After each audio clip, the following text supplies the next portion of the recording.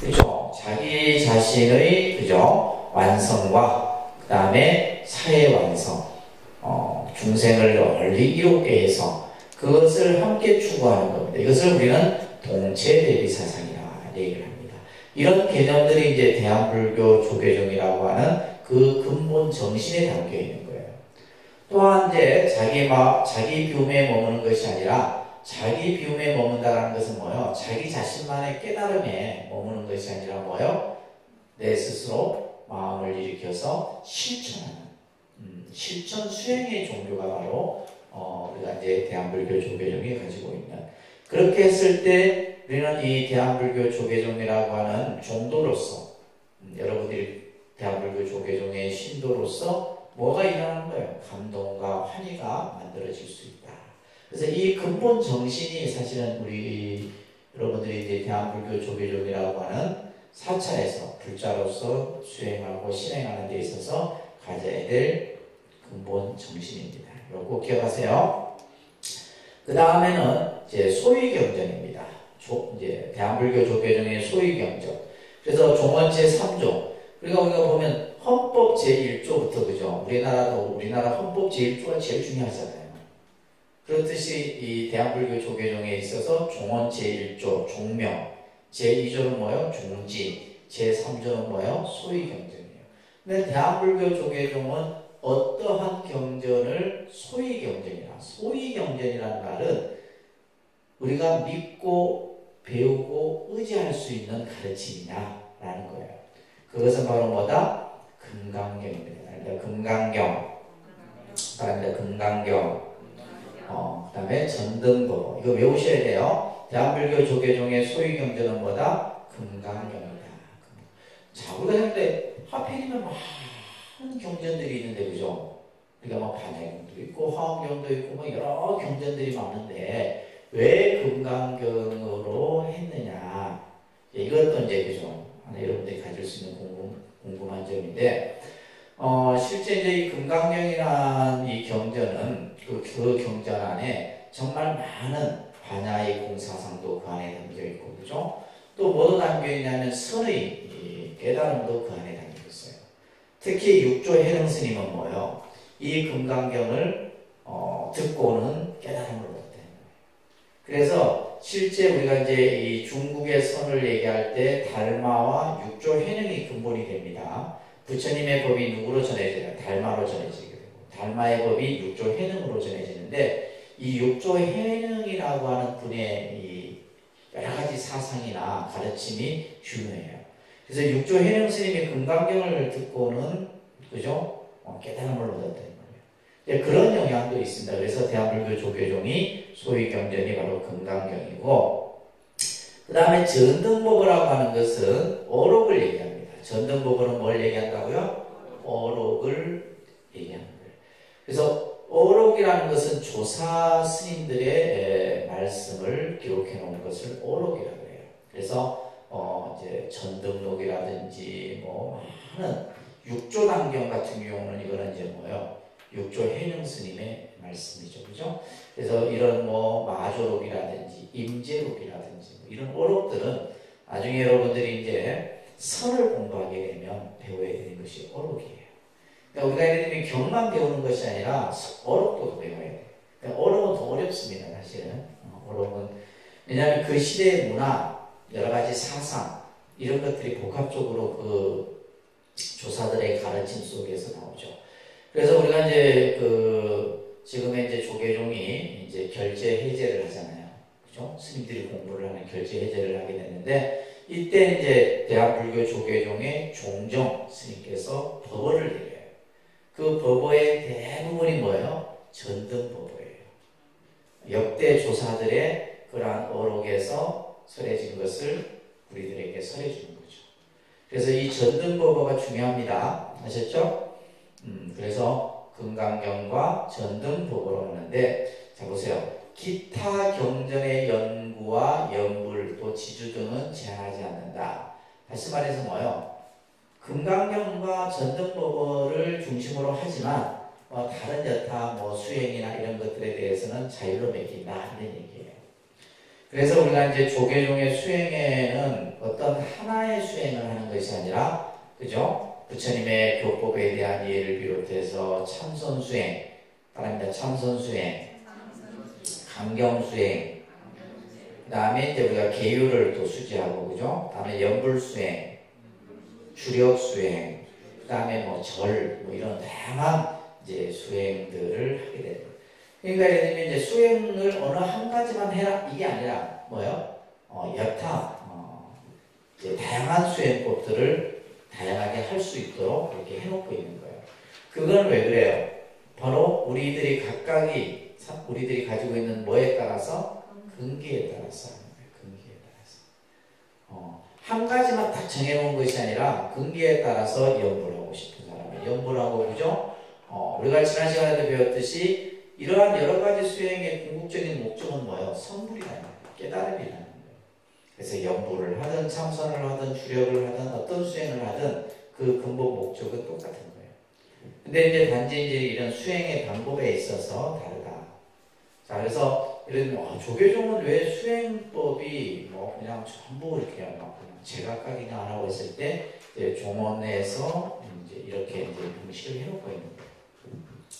그러니까 우리가 예를 들면 이제 뭐 태고종이나 천태종이나 이런 이제 종단들은 보면 어느 한 가지만 딱 하려고 합니다. 근데 대부분 한 가지만 안 해요. 대체적으로 이런 식으로 많이 합니다. 다른 종단에서도. 그래서 조계종의 소위 경전은 뭐와 뭐다? 금강경과 전등도보다. 이거 외우셔야 돼요. 자, 지금까지 뭐 했어요? 세 가지. 첫째는 뭐다? 종명. 그죠? 종명. 그 다음에 두 번째가 뭐예요? 종지. 세 번째가 뭐예요? 소위 경전. 이렇게 해서 이제 여러분들이 대한불교 조계종의 종원에 따른 근본 개념을 공부를 했어요. 그 다음에 이제 대한불교 조계종은 어떤 체계를 이루고 있느냐. 대한불교 조계종은 여러분들 그 조직도 한번 보세요. 엄청납니다. 그죠? 대한불교 조계종의 가장 이제 위에 대표, 어떻게 보면 이 종정이라고 하는 지위는 상징적인 지위입니다.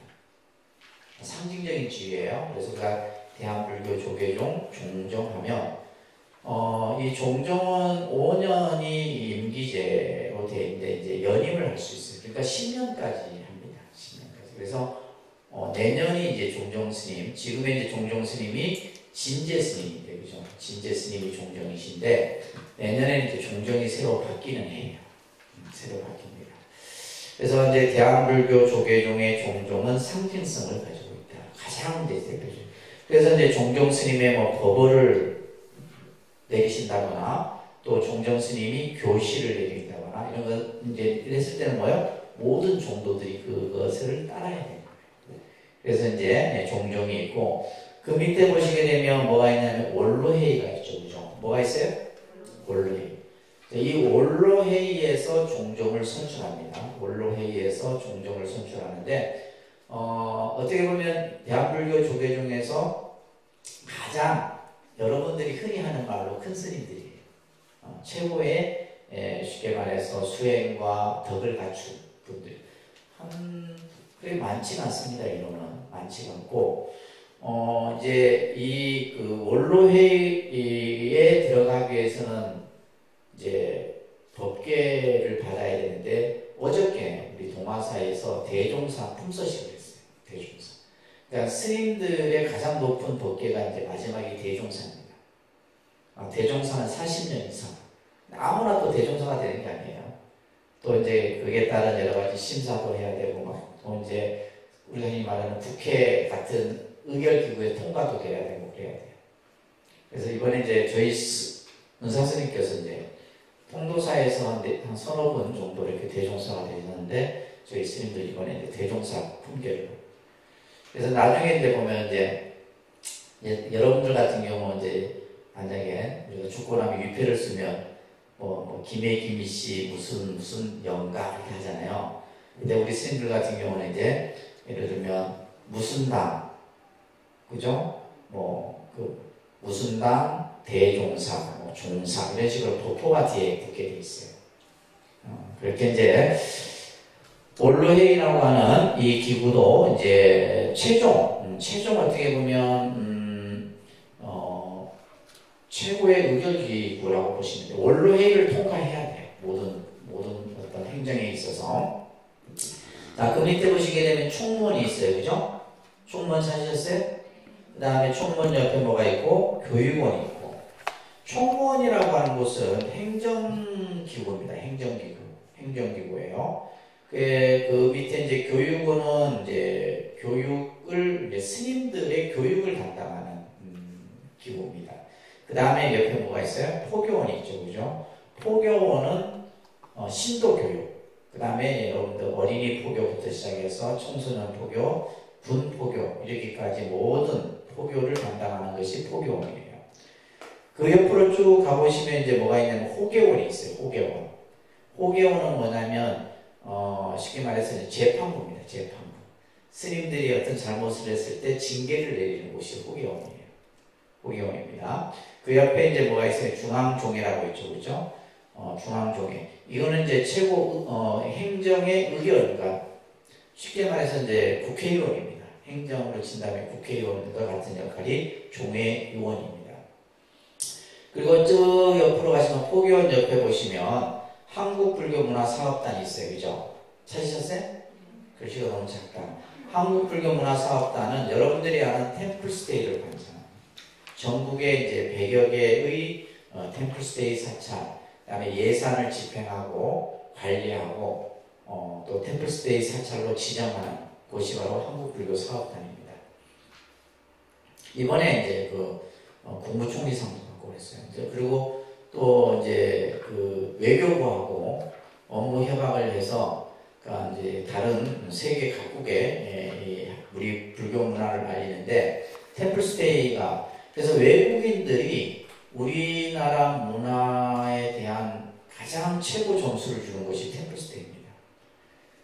그래서 이제 정부 예산도 많이 책정이 되어 있어요. 이 템플스테이 예산이 좀 금액으로는 치면 한 수백억 정도 예산이 이곳에 책정이 되어 있습니다. 그러다 보니까 이제 교회에서도 막 자기들 이제 이거 이제 처치 스테이한테 안 돼요. 안 됩니다. 왜냐면 외국 사람들의 그 사람들의 삶과 문화는 기독교, 그죠? 성당 문화인데 우리나라에 와서 하겠어요? 안 하지. 그러니까 안 되는 거예요. 또 유교 이제 이런 서원 같은 데서도 하는데 잘 안 되죠. 이제 외국 사람들이 와서 가장 선호하는 데가 이제 템플스테이고 그 밑에가 이제 뭐가 있어요? 한국문화연수원이라고 공주에 있습니다. 그래서 이제 연수 시설인데 있고 그 다음에 국제선센터라고 해서 목동에 있습니다. 여러분들 교재 맨 밑에 보면 그죠? 목동에 이제 국제선센터. 우리 천주 스님이 계셨던 데가 여기에요. 이 목동 선센터에서 여러 가지 이제 다양한 선 수행이나 이런 것들을 합니다. 그 밑에 보시게 되면 제가 이제 근무하고 있는 백년대계 공부가 있고 이거는 이제 쉽게 얘기해서 종책을 연구하고 하는 이런 기구예요. 여기에는 이제 위원회가 또 5개 위원회가 또 있습니다. 이런 이제 기구가 있고 그 밑에 불교사회연구소도 이제 저희와 같이 있습니다. 그 다음에 밑에 보면 사회복지재단이 있는데 사회복지재단이 한 100여 개 정도 됩니다. 어린이 복지부터 시작해서 노인 복지, 장애인 복지 이렇게 쭉 엄청난 전국에 다 있어요. 이 시설들을 관리하는 것이 이제 사회복지재단이고 그 밑에 이제 불교문화재연구소라고 해서 이제 유적을 발굴하는 기구입니다. 밑에 쭉 내려보면 이제 뭐 여러 가지 기구들이 이렇게 쭉 있습니다. 그래서 이 조직 체계가 상당하게 갖춰져 있죠, 그죠? 갖춰져 있고 여러분들 그 밑에 보시게 되면 총림으로 지정된 사찰이 몇 개? 8개인데 지금 하나 정도가 지금 없어졌어요. 지정이 취소됐습니다. 왜냐하면 그 요건을 충족하지 못해갖고 그래서 해인사, 송광사, 통도사, 수덕사, 백양사, 동화사, 범어사, 삼계사 이런 절들은 총림으로 지정되어 있고 밑에 보면 직영사찰이라 되어 있죠. 직영사찰.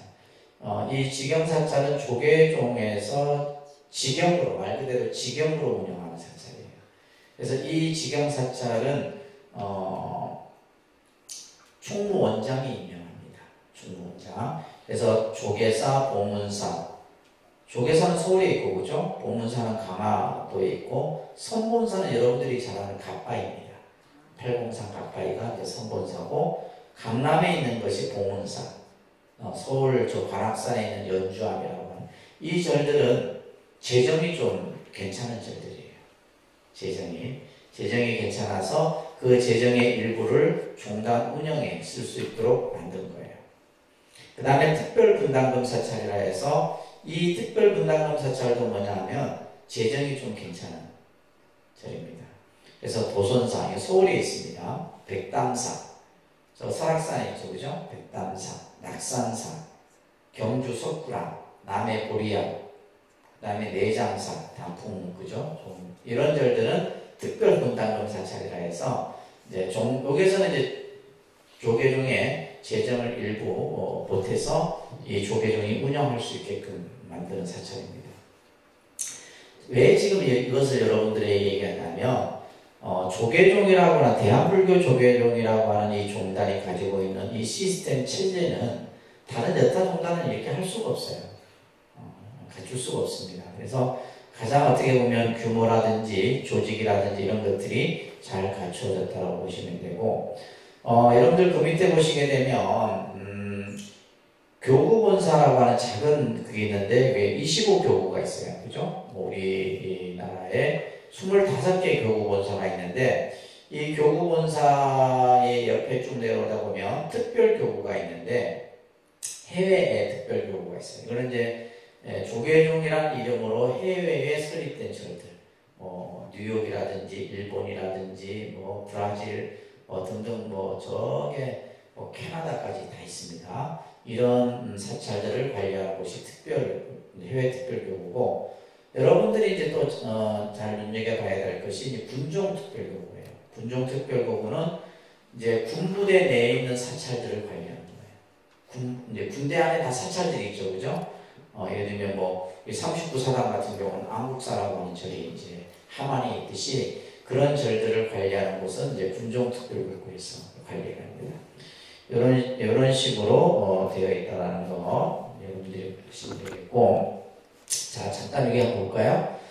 아까도 얘기했듯이 이러한 조직 체계 속에서 가장 이제 상징성을 갖는 분이 누구다? 종전이다. 이제 카톨릭으로 친다면 교황과 같은 위치입니다. 이제 그 정도의 상징성을 가지고 있는데, 역대 이제 종정 스님들을 보면 이런 스님, 효봉 스님, 청담 스님, 고암 스님, 성철 스님도 계시고, 그죠? 해양 스님도 계시고, 법전 스님도 계시고, 이런 스님들이 역대 이제 종정을 했던 분들입니다. 현대 지금 이제 13대 종정 스님은 진제 큰 스님이 이제 종정 스님이죠.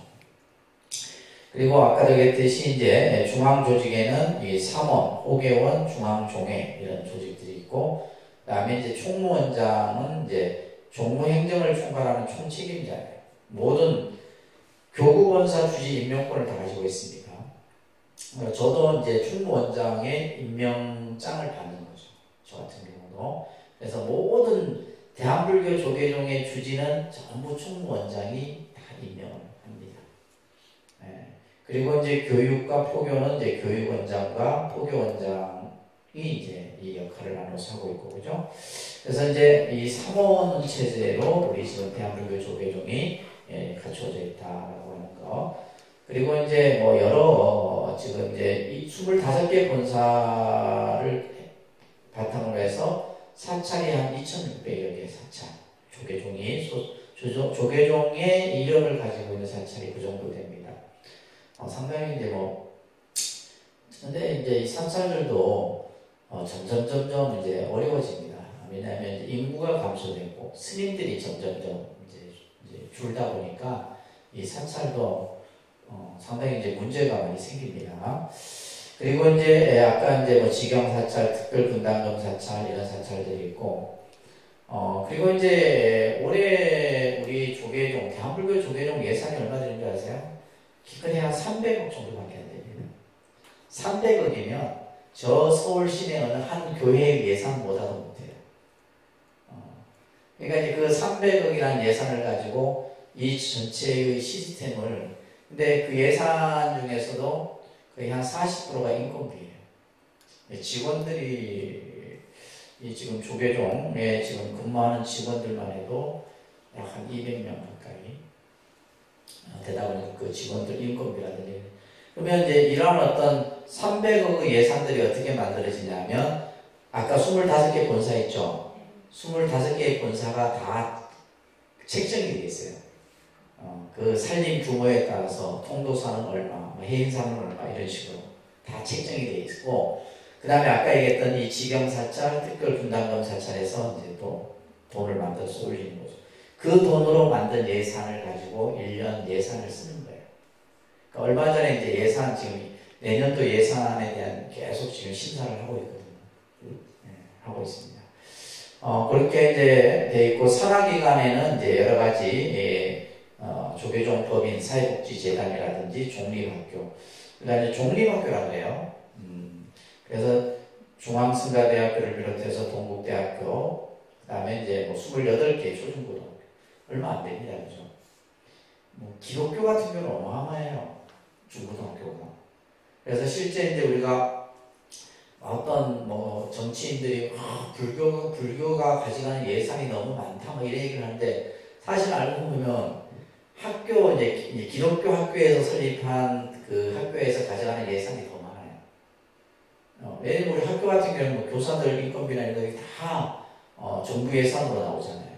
그냥 학교 하나 딱 세워놓고 보면 뭐 그냥 인건비나 이런 건 다 들어오는 거예요. 요즘에 다 무상교육이잖아요. 그러면 그 무상교육하는데 학교를 어떻게 운영해? 그게 전부 세금으로 운영이 되는 거잖아요. 그렇게 치게 되면 사실 사찰이 정부로부터 받는 문화재 뭐 유지하고 보수하는 예산은 얼마 되지도 않습니다. 사실. 그런 것들을 여러분들이 잘 아셔야 돼요. 2018년도에 지금 조사에 의하면 사회복지시설이 한 118개. 지금은 좀 더 늘었을 거예요. 그래서 이 사회복지시설 중에도 불교계가 대표적으로 잘 운영하는 복지시설이 많습니다. 종로에 가면 종로 노인복지관이 있는데 하루에 이용하는 인원이 한 1,500에서 2,000명 정도. 엄청난 규모의 복지시설이에요. 그러니까 그런 것을 이제 종로구가 이제 그 시설을 만들어서 위탁을 누구에게 줘요? 대한불교 조계종 사회복지재단에 위탁을 줘요. 왜? 공신력이 그만큼 있으니까.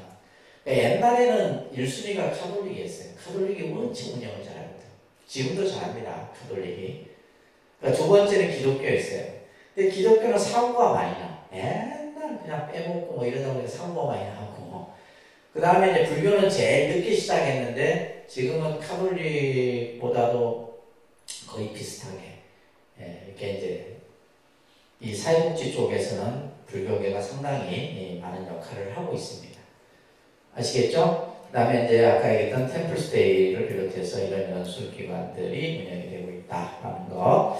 자, 그러면 이러한 대한불교 조계종이 어떠한 역사로서 만들어졌느냐라고 하는 것을 잠깐 한번 보도록 하겠습니다. 보통 이제 우리 한국 불교를 얘기할 때 이제 불교가 언제 도입됐느냐. 그러니까 우리는 이제 역사를 공부할 때 여러분들이 학교에서 삼국시대 때 불교가 전래됐다 이렇게 이제 배웁니다. 그래서 고구려, 그죠? 백제, 신라 뭐 이런 식으로 순서대로 이건 시험에 꼭 잘 나오죠, 그죠? 그래서 이제 고구려 뭐 소수리망 뭐 372년 뭐 이런 식의 이런 것들은 원체 많이 들어서. 근데 이제 요즘에 이제 우리 김해 지역을 중심으로 해서 가야불교라고 하는, 그래서 이 삼국보다도 이전에 이 가야에서 불교를 받아들이게 돼요. 근데 이것이 아직 공식화되지는 않은 거예요. 지금도 역사책에 보면 삼국 불교 전례서를 기본으로 하고 있습니다. 그래서 지금 이제 이 가야, 김해나 이런 쪽에서는 그러한 그 당시에 김수로 왕과 호황후에서 이제 그죠? 인도 아유타국에서 불교를 받아들였다라고 하는 이것이 설화만 있지 뭔가 역사적인 그게 없는 거예요. 그걸 찾아내야 되는 거죠. 그래서 예를 들면 우리가 뭐 장유사라든지 왕우사라든지 김해에 여러 절들이 있습니다. 그런 가야 시대와 관련된 이런 것들이 이제 구체적인 뭔가가 나타나야 되는 거죠. 학술적으로도 그렇고. 그래야지만 우리 이제 역사가 뭐예요? 불교의 역사가 1700년이 아니라 2000년으로 바뀌어질 수가 있는 거예요. 가야불교가 삼국보다는 200~300년 빠르니까. 아무튼 지금은 그냥 우리가 1700 역사에 대한 얘기를 이제 기본으로 합니다. 우리가 이제 이러한 삼국시대 때 승랑이라든지, 그러니까 이제 그러니까 가야불교에 대한 얘기가 역사에서는 언급이 잘 안 됩니다.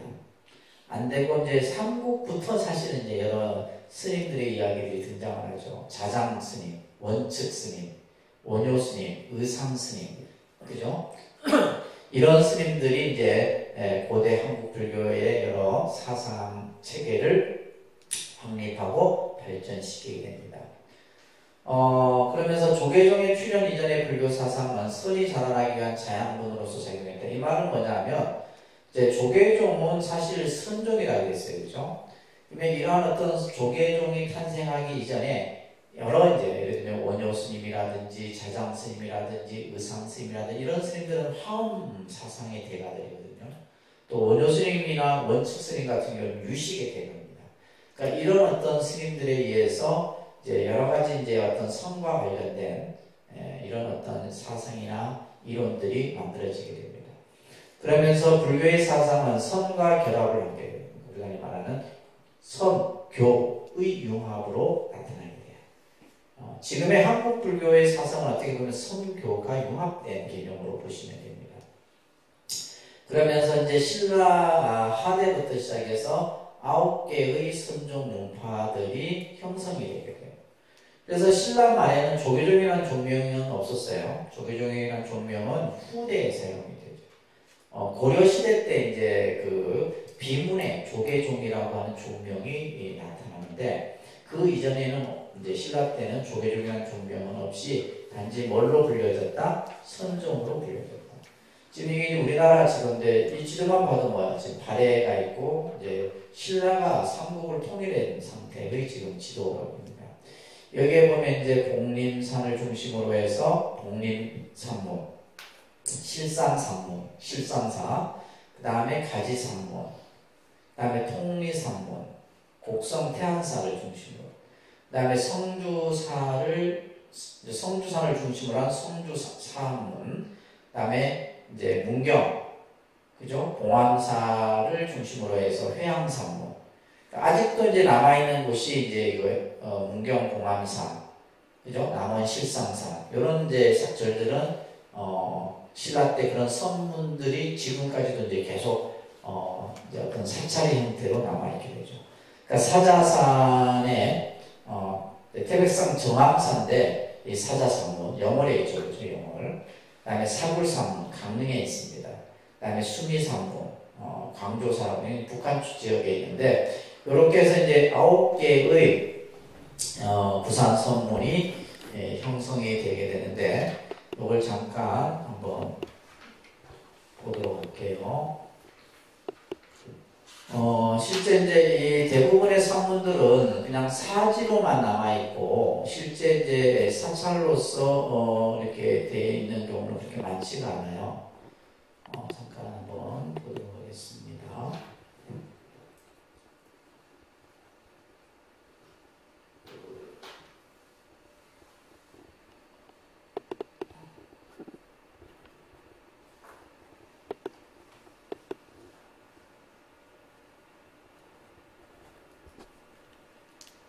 자, 보면 가지산문, 이제 아까 이제 가지산문은 누구예요? 도의극사, 그죠? 도의국사, 조계종의 이제 조계종을 이제 어떻게 보면 만드신 그 근본이 이제 바로 이 도의국사가 산문을 연 가지산문입니다. 이게 장흥에 있어요. 장흥 보림사라고 하는 절인데, 그러니까 이 장흥 보림사도 지금 저도 이제 가보지는 않았어요. 이 장흥 보림사는. 나중에 기회 되면 우리가 한번 가야 되겠죠, 그죠? 그 다음에 이제 아까 얘기했던 실상산문, 남원에 있죠, 그죠? 실상산문. 그 다음에 독리산문이라 해서 곡성 태안사, 태안사. 저희도 한번 이 태안사를 갔던 기억이 나요. 그 다음에 이제 사자산문, 사자산 법풍산. 이 법풍산은 실제 이제 부처님의 정멸보공이기도 합니다. 그래서 이 사자산문, 법풍사가 있고, 그 다음에 성주산문인데 이제 보령에 있습니다. 보시면 탑만 있죠, 그죠?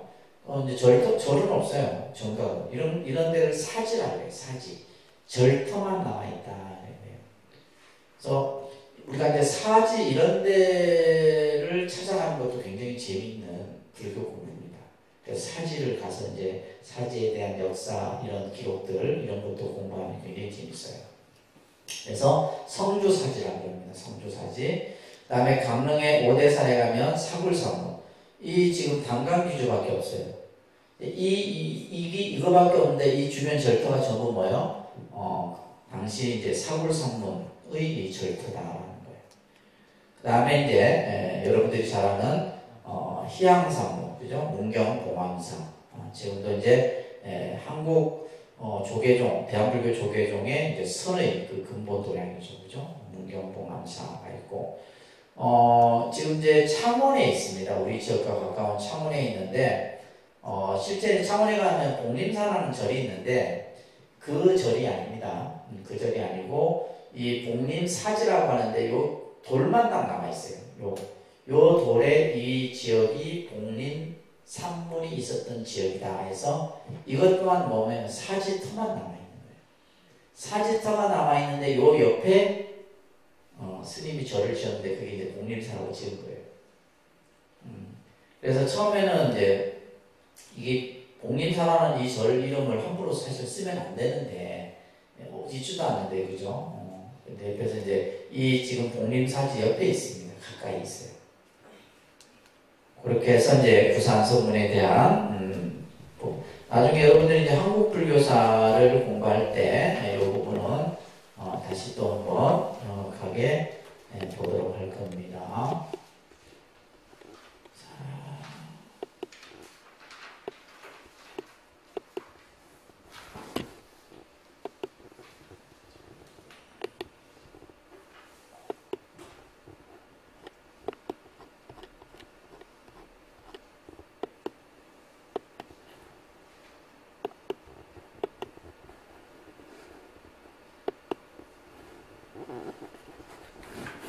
지금 화면을 다시 좀 켜볼게요.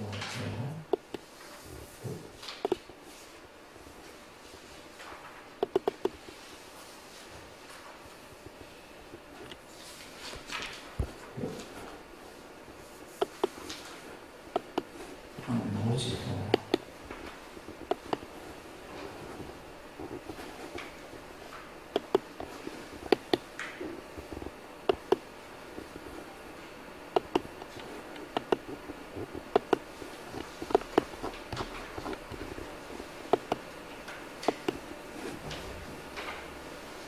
되죠.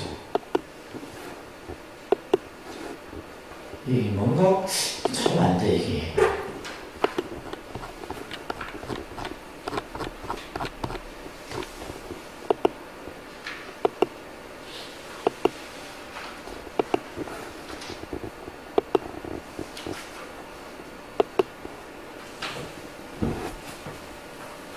자, 보시면, 아까 부산선문까지 이제 말씀을 드렸습니다.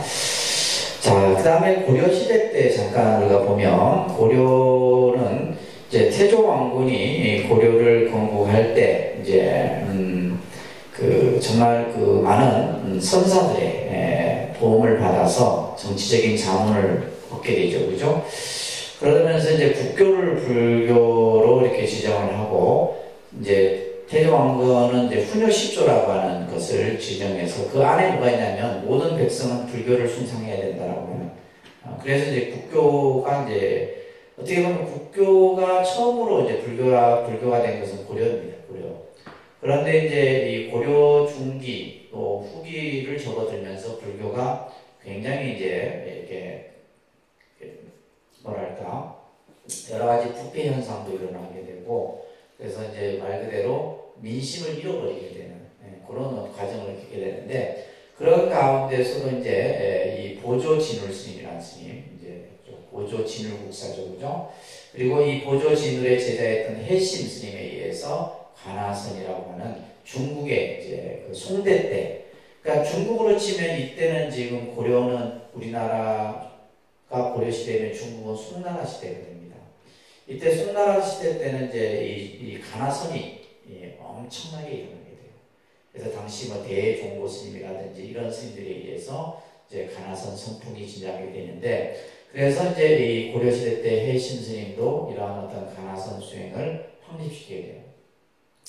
그러면서 대한불교 조계종의 중천조로서 이제 보조국사 진울 스님이 위치를 하고 있죠. 그러면서 이 보조 스님의 여러 사상을 보게 되면 선교를 일치하는, 선만을 중시하고 교를 등한시한다. 교를 뭐 우위로 두고 선을 뭐 이렇게 낮춰보는 이런 것이 아니라 선교 일치 개념이 이제 보조 진울 스님에 의해서 나타납니다.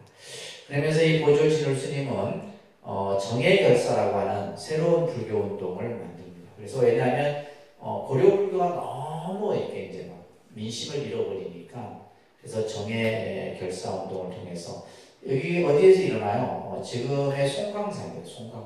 송강사. 그래서 그 당시는 수선사라고 불렸었는데, 여기에서 이제 16국사가 나오죠, 그죠? 그래서 이제 고려 중후기에 바로 이러한 어떤 조계종의 주류가 형성이 되게 됩니다.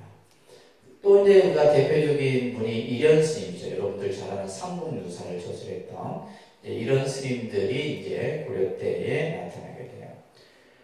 그러면서 이제 이 태고보호국사라고 하는 고려 후기에 이제 이 태고보호국사에 의해서 특히 이제 엄청나게 불교가 탄압을 받는 상황이 돼요. 근데 그 당시 이제 여러분들 역사에 문정화구라고 들어보셨을 거예요. 문정화구가 이제 잠시 치세를 합니다. 이때 이제 이 태고 보호국사를 국사로 모셔갖고 요때 잠깐 불교가 일어나요. 이때 그러다가 이제 또 다시 이제 불교가 이제 또 다시 이렇게 퇴락을 하게 되는데, 이때 태고 보호국사에 의해서 이제 부산 선문이 통합이 되고 오교의 홍포를 꾀하게 됩니다. 다시 말해서 5교를 일으키게 되는 이런 것들. 그러면서 가나선 수행 체계를 정비를 하게 되죠. 그래서 우리가 보통 이제 고려 말에 삼화상을 얘기하는데 태고보, 나옴해근, 백운, 경한 스님을 고려 말에 삼화상이라고 불려집니다.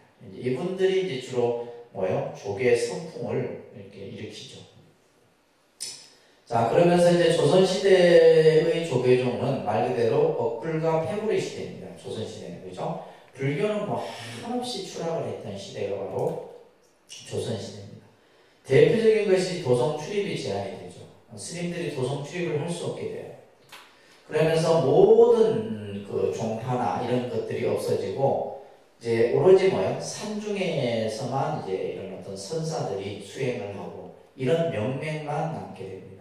그러다가 이제 해성과 같은 분이 등장을 하죠. 누구죠? 바로 서산 휴정 스님입니다. 우리가 임진년 때 이제 이 서산 스님과 사명대사, 의승군 활동이라든지 이런 것들이 이제 새롭게 조명이 되게 되는데, 이런 스님들이 이제 새로운 선맥을 계승하게 돼요. 그렇지만 결국은 이제 선풍을 쇠퇴하게 되고 연불신앙이 중심이 되는 이런 어떤 모습으로 이제 조선을 맞이하게 돼요.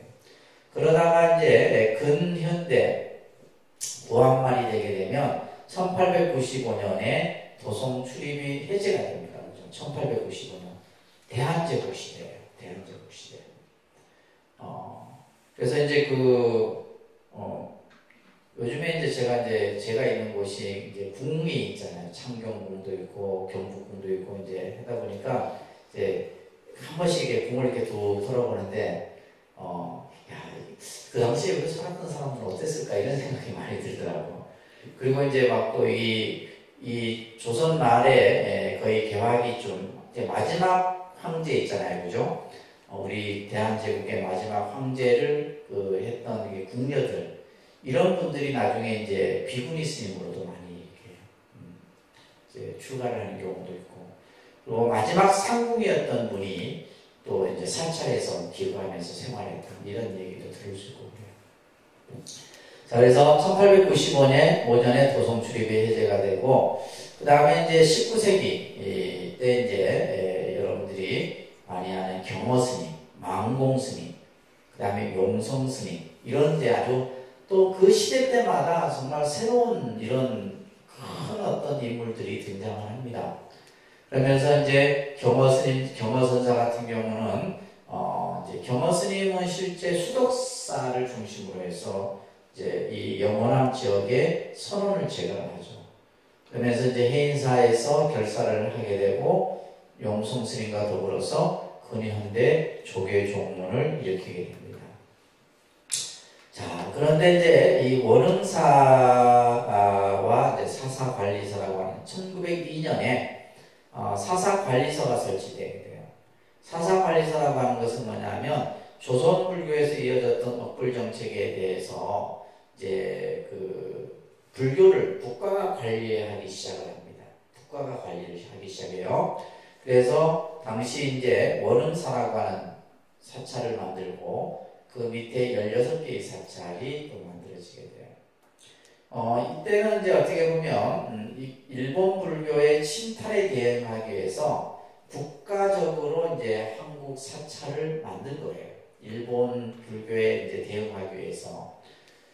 그렇지만은 그러면서 이제 승려가 되는 길을 인정을 하는 도척제를 하게 돼요. 쉽게 말해서 승려증을 발급하는 거죠. 이런 것들을 국가에서. 그 다음에 이제 이 당시는 이제 한국 불교의 성격을 통불교적으로 이제 규정을 하게 되는. 자, 그러면서 여러분들은 이제 종단이 이제 새롭게 건립되는 모습들이 나타나게 되는데, 자, 보면 이제 조선시대 때는 무종삼성시대라 해서 종파가 없었어요. 그러다가 1908년에 뭐가 만들어져요? 원종이라고 하는 종이 만들어져요. 원종. 잘 기억해 두세요. 원종. 1908년에 만들어집니다. 그러다가 1911년에 임재종이 나타나게 돼요. 그러면서 이제 사찰령이 일제 총독부에 의해서 사찰령이 이제 선포되고 30본산 제도가 만들어집니다. 1911년에. 그러면서 재단법인 조선불교 중앙교무원이 만들어지게 되고 이때 조선불교 선교 양종이라고 하는 명칭이 나타나게 돼요. 이때 이제 승려대회가 일어납니다. 그 다음에 1938년에 총본산 태고사가 만들어져요. 지금의 이제 뭐냐면 조계사입니다. 조계사. 그 다음에 조선불교 조계종 총본사 태고사법이 인가가 되게 되고, 그 다음에 조선불교 중앙총무원이 만들어지고, 그러면서 이렇게 해서 이제 1962년에 통합종단 대한불교 조계종이라는 명칭이 만들어지게 돼요. 그래서 우리가 이제 대한불교 조계종이라고 하는 이 명칭이 만들어진 지가 60년이 되는 거예요. 올해가 60년이 됩니다. 60년 통합종단이 이제 세워진 거예요. 이런 이제 과정을 거치게 되는데, 자, 아까 이제 제일 처음에 원종이라고 하는 이 명칭이 만들어졌다고 했어요. 그죠?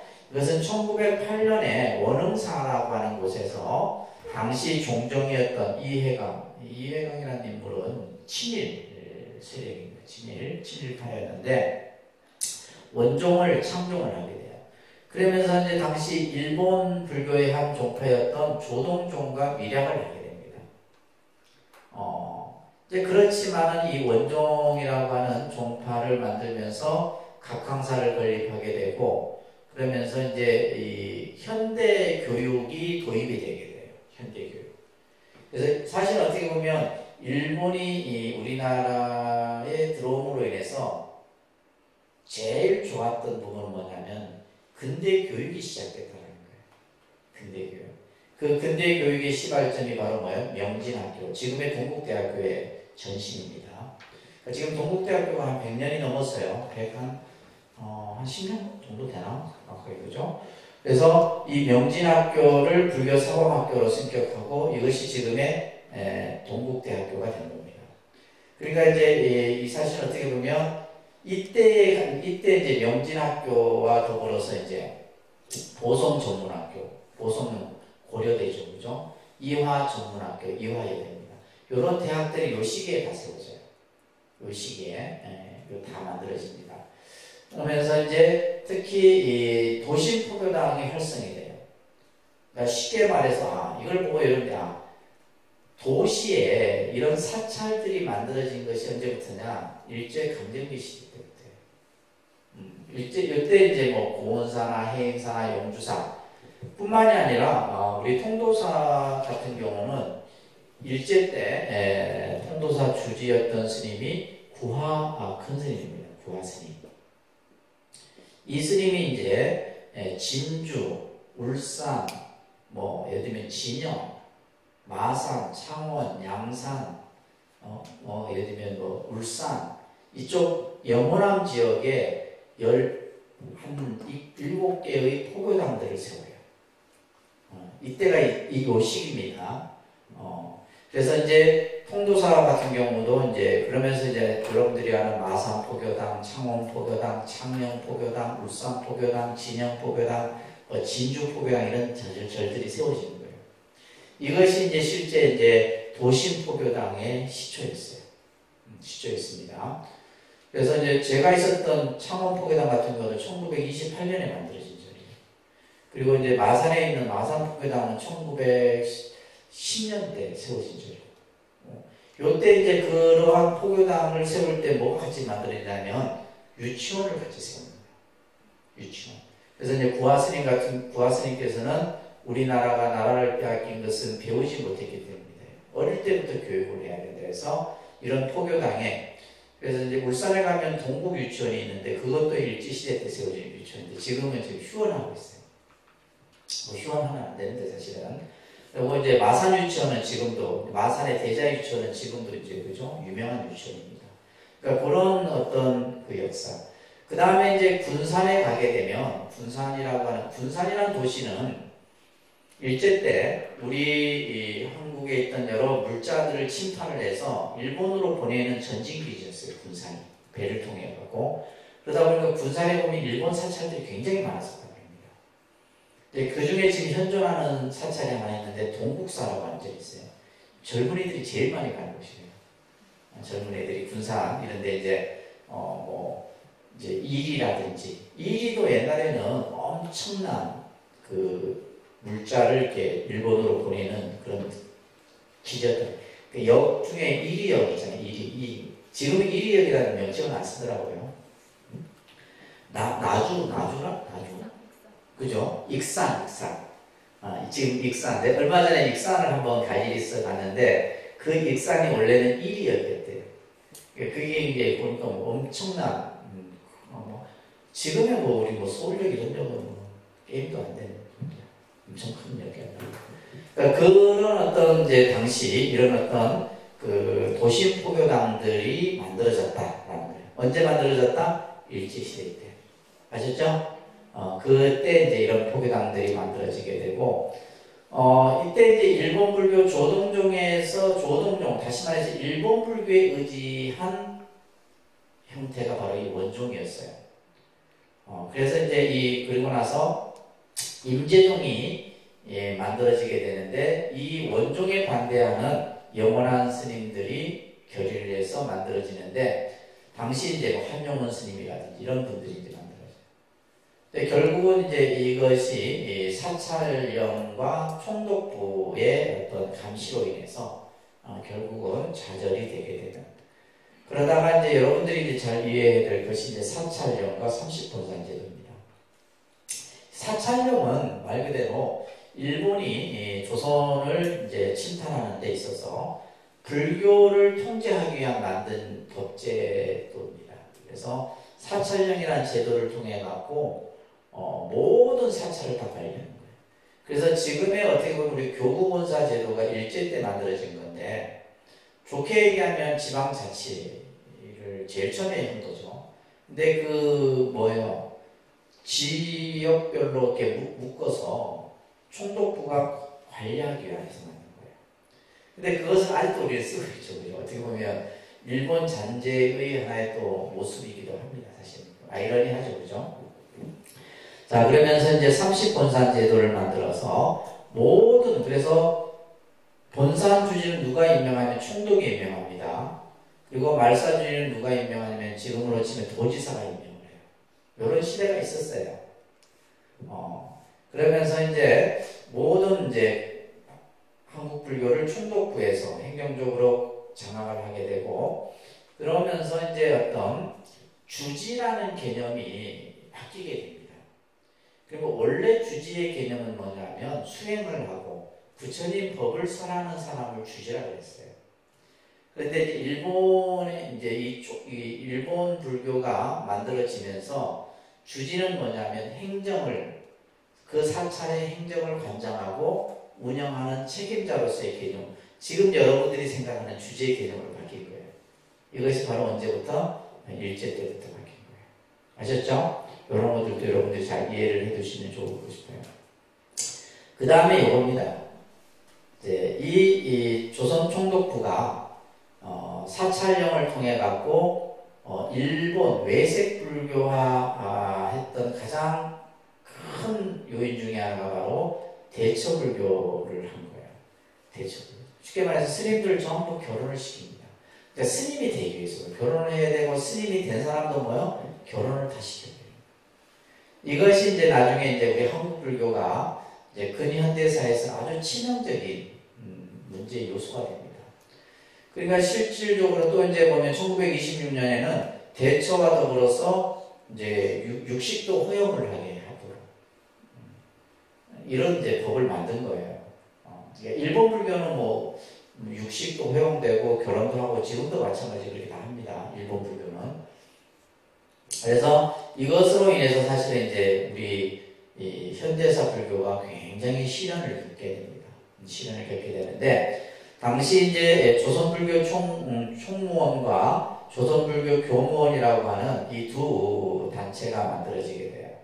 그래서 이 조선불교 총무원은 혁신적인 스님들을 중심으로 해서 당시 불교 유신회, 조선불교 청년회 이런 단체들은 뭐냐면 구국 운동을 했던 단체들이에요.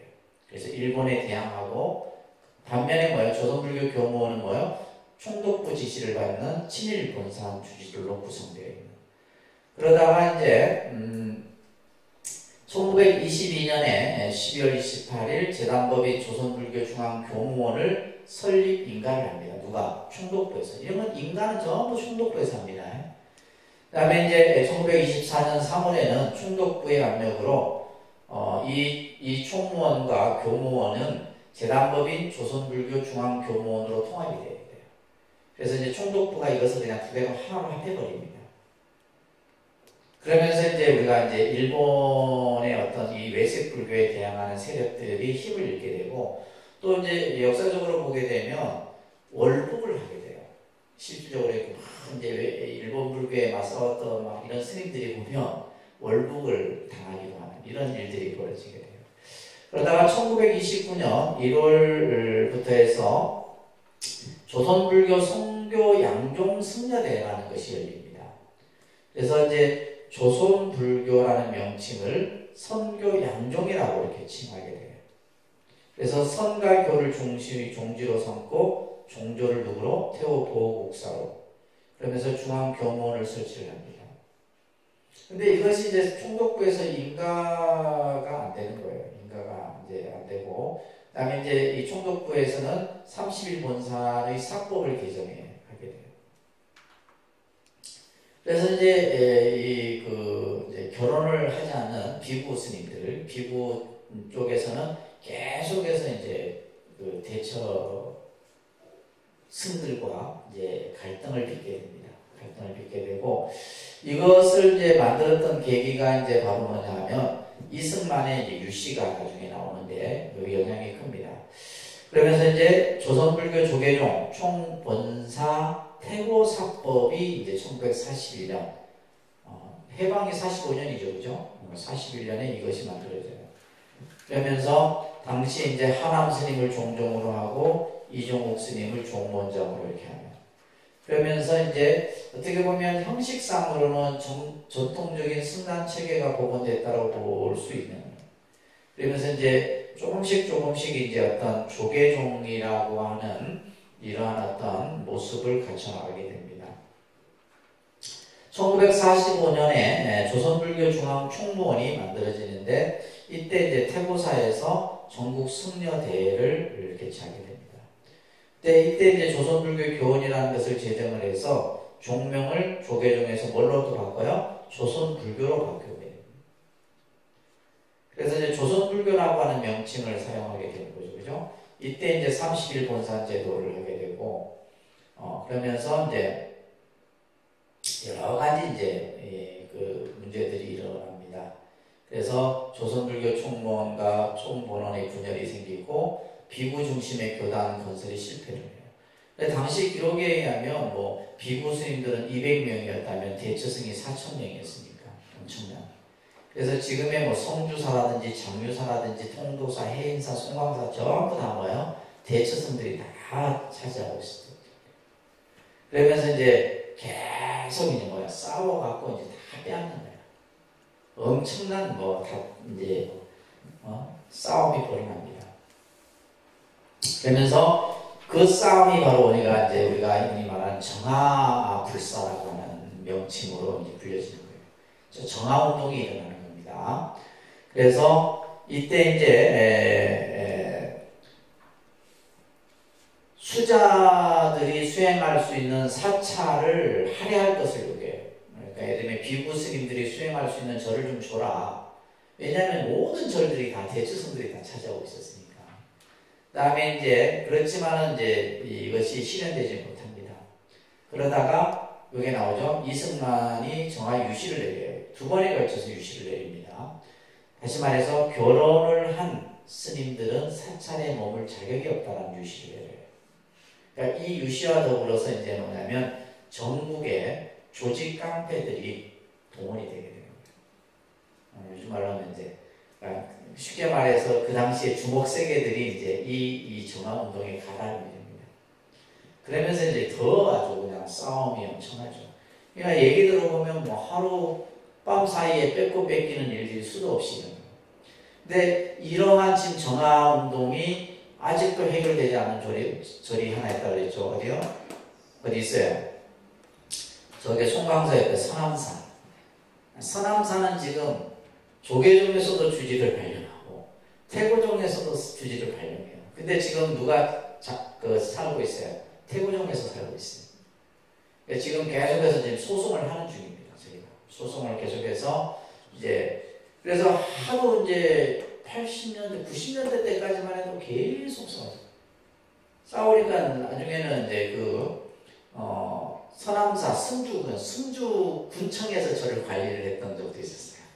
하도 이제 두 군데서 싸우는 게. 그 지금 이 정화불사 일제강점기의 어떤 그 흔적이 지금까지도 남아있는 곳이에요.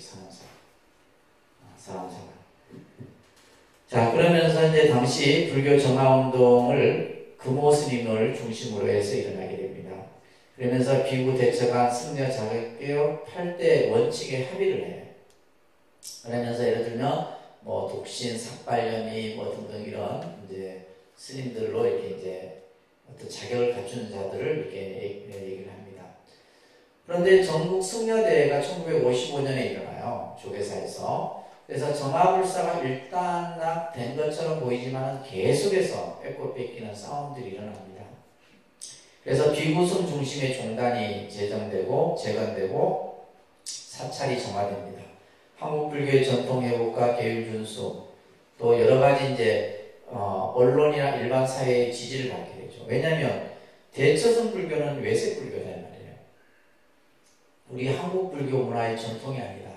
이걸 이제 뭐 대통령이 유시를 하고 뭐 언론도 이제 지지를 하고 이러다 보니까 이제 계속해서 이제 싸움이에요. 그런데 이제 정화불사의 부정적 영향도 일어나게 됩니다. 이 부정적 영향이라는 것은 엄청난 싸움과 이렇게 소송으로 인해서 종단의 재산들이 전부 소실이 됩니다. 망실이 되고. 그 다음에 1960년에 이제 대법원 판결에 대처 측이 승소를 하게 돼요. 대법원에서 판결해서 그 사찰의 소유권이나 이런 것을 대처 쪽에 인정을 해주고요. 이때 이제 6명의 비구 스님들이 그 자리에서 할복을 하는 이런 사건들이 일어나요.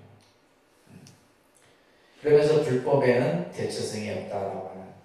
그러면서 이제 이런 어떤 갈등들이 언제까지 이루어지냐면 박정희 정권 때까지 이루어집니다. 박정희 정권 때까지 계속해서. 그러니까 박정희 정권이 이제 정권을 잡고 나서 맨날 싸우는 거예요, 불교는. 그래갖고 심지어는 대통령이 양쪽을 다 앉혀놓고 이제 막 서로 싸우지 못하도록 이렇게 하고 했던 일들이 이제 일어납니다. 그럼 그것이 바로 뭐냐면 통합종단 대한불교 조계종이 출범하는 거예요. 앞에 뭐냐면 통합종단이라는 말이 생겨요. 통합. 다시 말해서 비구와 대처가 하나로 합해져서 대한불교 조계종이라는 것을 출범을 시켜요. 몇 년도에? 1962년도에. 그래서 당시 이제 예를 들면 비구 스님과 대처 스님, 또 그다음에 문교부에서 임명한 사회대표, 이런 이제 정부 이제 위원들과 더불어서 이제 새로운 불교 재건위원회가 만들어지죠.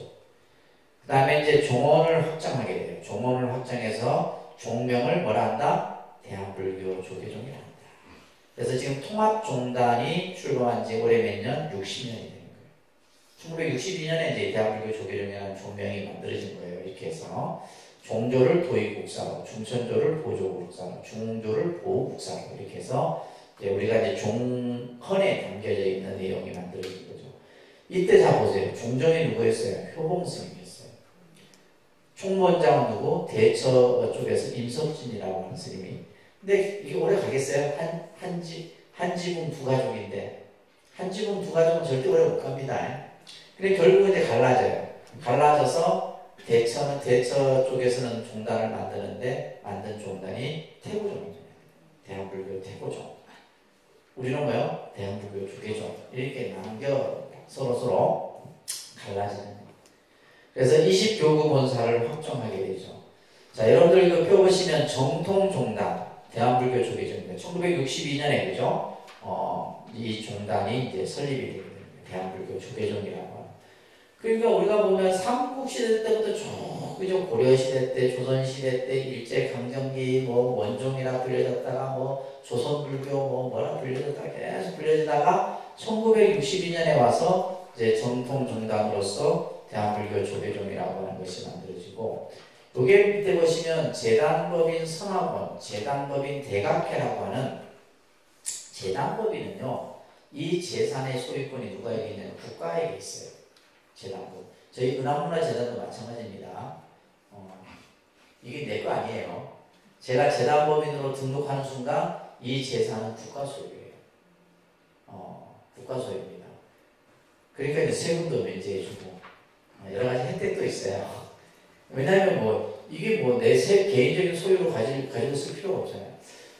당시 선화원이 지금 선화원과 조계종이 좀 갈등을 빚고 있습니다. 왜냐하면 조계종에서 이 재단법인을 전부 조계종으로 이제 등록을 이제 하도록 지금 법으로 만들어 버렸어요. 그러니까 이제 이 선화원에 소속된 사찰들은 뭐요? 조계종으로 하기 싫은 거예요. 하게 되면 어떻게 돼요? 재산권을 행사를 못하는 거예요. 그러니까 재산권을 행사를 못하다 보니까 조계종에, 그래서 선화원과 지금 조계종이 조금 이제 계속해서 대화하고 소통을 하고 있긴 있지만, 대각회 같은 경우는 이제 조계종으로 들어간 거죠. 그 다음에 이제 예를 들면 이런 재단법인이 많습니다. 안국선언도 재단법인이에요. 안국선언 알죠? 안국선언도 재단법인이고, 서울에 있는 능인선언도 재단법인이에요.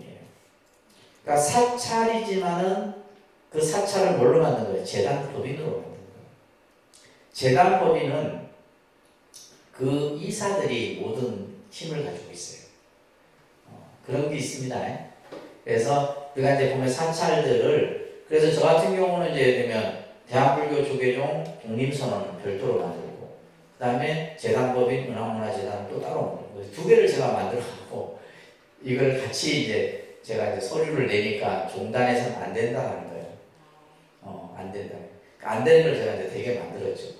어떻게 되게 만들었겠어요? 재산을 다 분리를 했어요. 이 건물 지금 층수를 다 분리해갖고 3층은 대한불교 조계종 독립선언 거예요. 나머지 2층, 1층 이거는 뭐예요? 재단법인 은하문화재단이에요. 이것도 복잡합니다. 제주고 나면 이거 복잡할 거야. 죽기 전에 다 정리를 해야 돼요. 그런 게 있어요. 그 다음에 보시면 신흥 종교가 이제 성립되게 되는데, 아까 얘기했죠? 대한불교 천태종이 1969년, 그 다음에 태고종이 1970년에 이제 갈라져서 이제 그 다음에 관원종, 총지종, 진각종, 그 다음에 원불교 이런 종단들이 이제 만들어지는 거예요. 아시겠죠? 자, 그러면서 1980년에 이제 들어와서는 12.7 범란이라고 하는 범란이 일어나요. 이거 여러분들이 꼭 기억하셔야 됩니다. 이제 현대사에 있어서 정말 아픈 과거죠. 그래서 이때가 이제 전두환 정권입니다. 신군부 전두환 정권이 이제 언론도 탄압을 하고 모든 것을 다 이제 군사 정권으로 탄압을 했던 그 시기예요.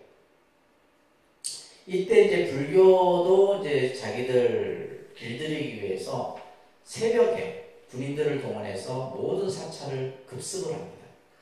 이제 그 명분은 뭐였냐면 간첩 색출이었어요.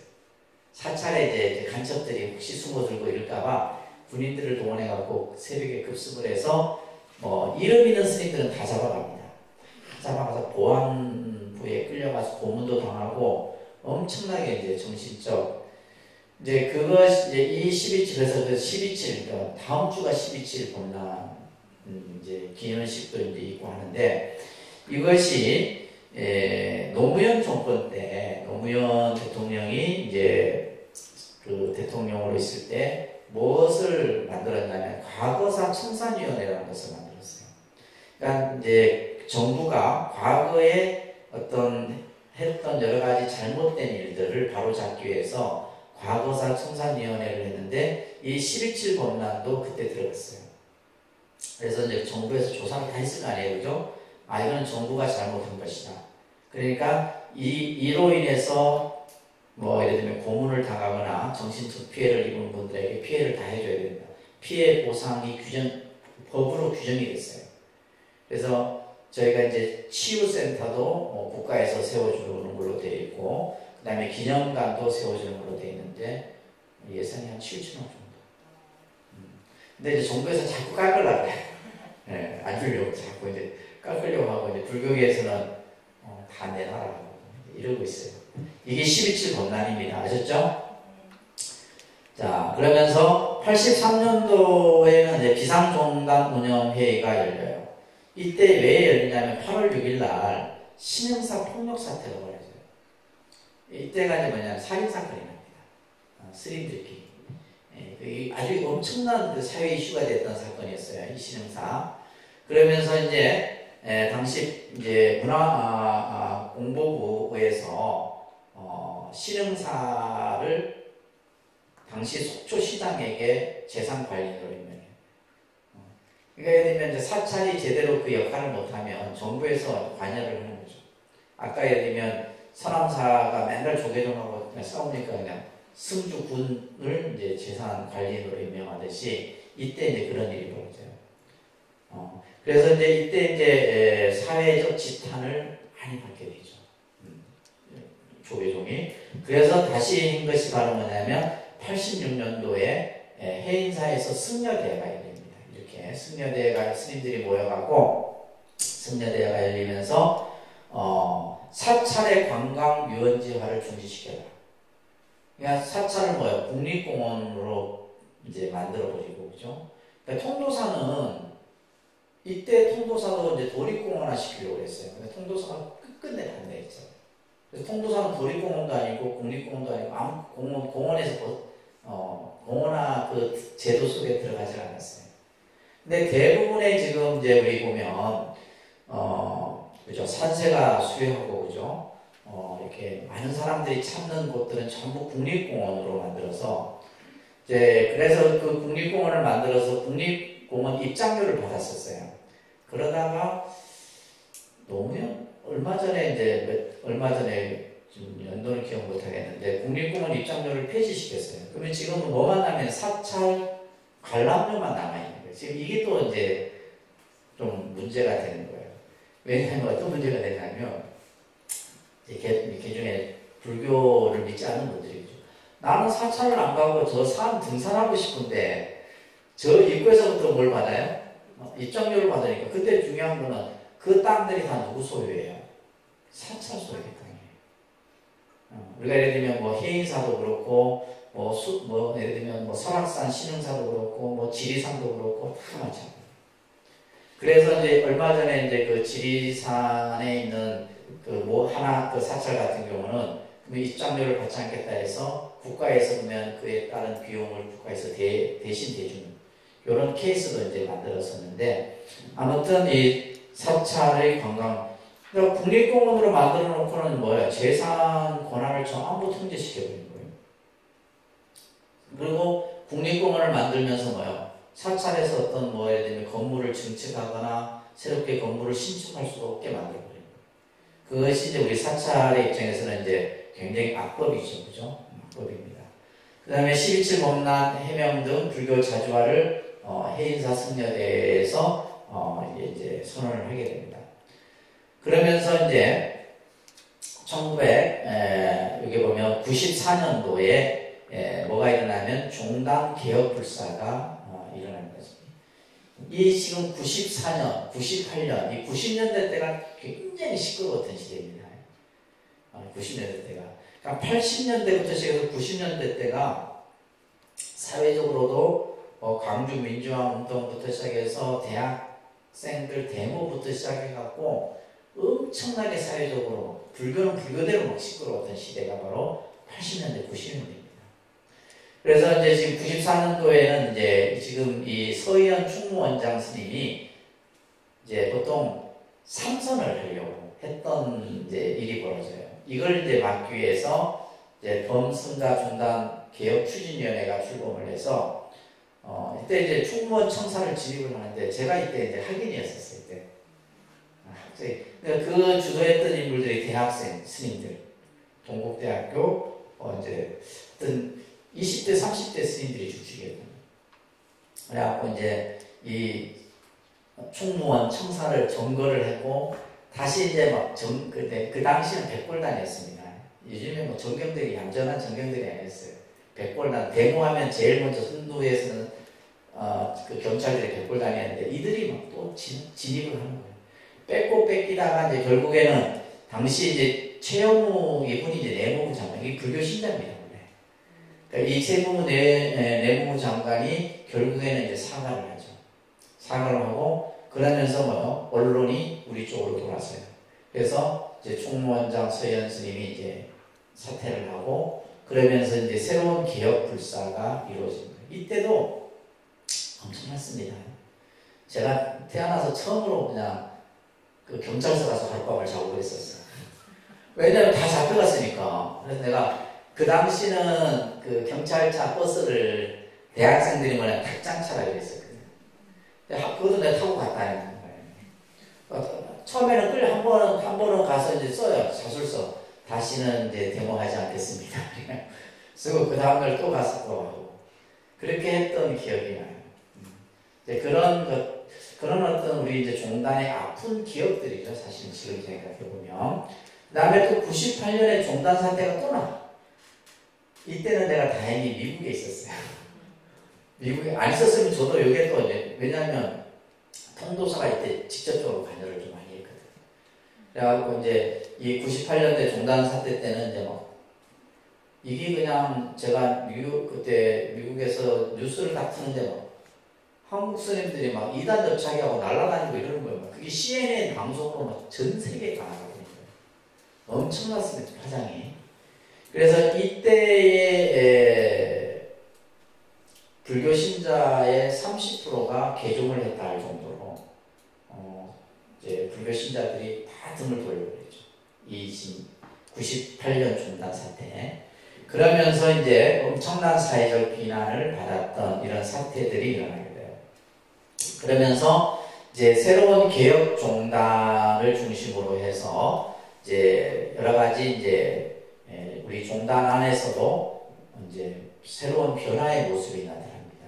그래서 정법 종단을 구현하고 자주화를 구현하고 종단 운영을 민주화하고 청정 교단을 구현하고 뭐 불교의 사회 역할을 확대하고 이러면서 이제 10대의 공약을 만들어서 지금의 대한불교 조계종이라고 하는 지금의 모습으로 우리가 만들어진 거예요. 이것이 이제 아까도 얘기했듯이 한국 불교가 들어온 지 1700년 역사 속에서 엄청난, 그죠? 뭐 삼국, 뭐 그 다음에 신라, 고려, 조선, 일제 강점기, 근현대사 이 과정들을 쭉 머릿속에 그려놓으면 이게 참 불교, 그러면 다른 종교들은 뭐 했냐면 승승장구를 한 거예요.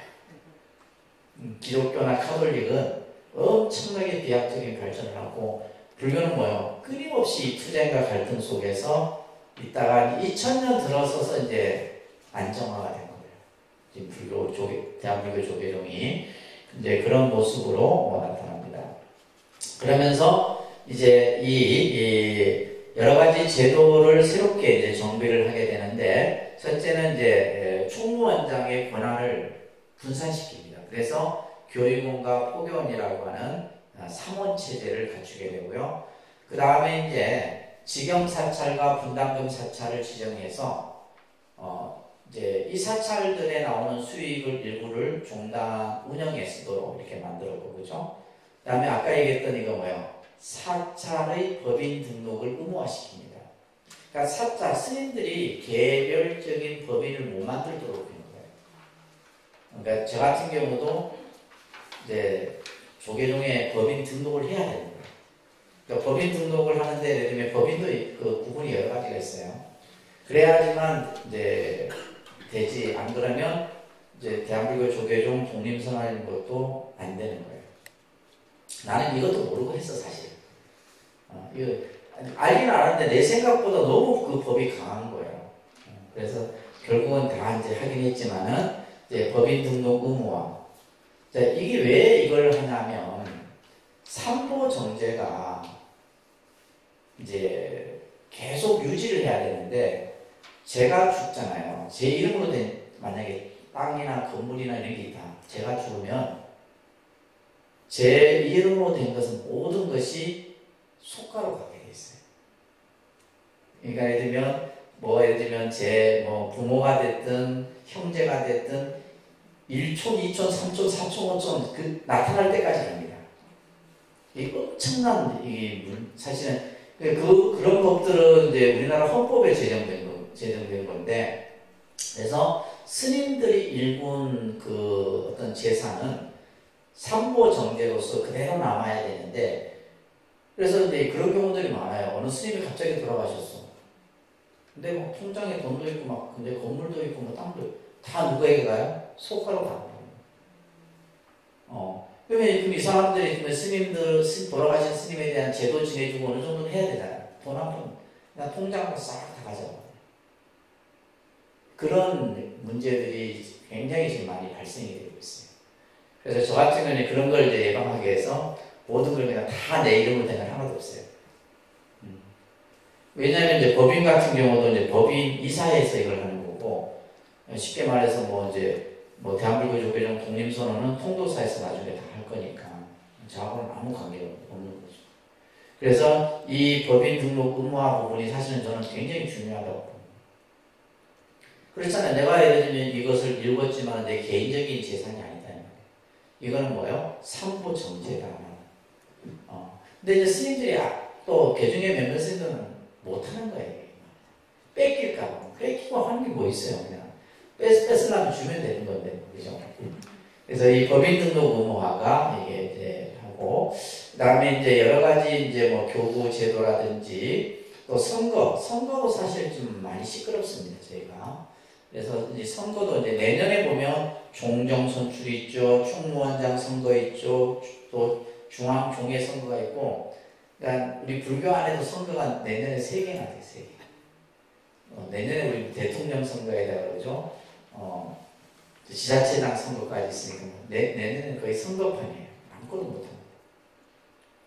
자, 그런데 여러 가지 제도들을 정비를 하며 또 이제 결계와 포살 제도를 시행함으로써 종단이 어떤 청정, 승가로서의 어떤 방향을 모색하게 됩니다. 그래서 스님들은 항상 포살에 참석을 하고, 그 스님들이 어디에서 수행을 하고 어디에서 공부를 하고 있는지 전부 다 파악할 수가 있어요.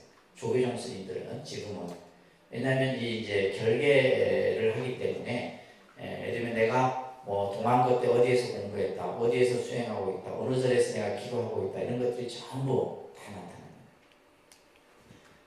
자, 그러면서 이제 우리가 오늘 마지막이에요. 우리가 이제 대한불교 조계종에 대한 여러 가지 이 공부들을 통해서 여러분들이 이제 대한불교 조계종의 불자로서 무엇을 할 것인가.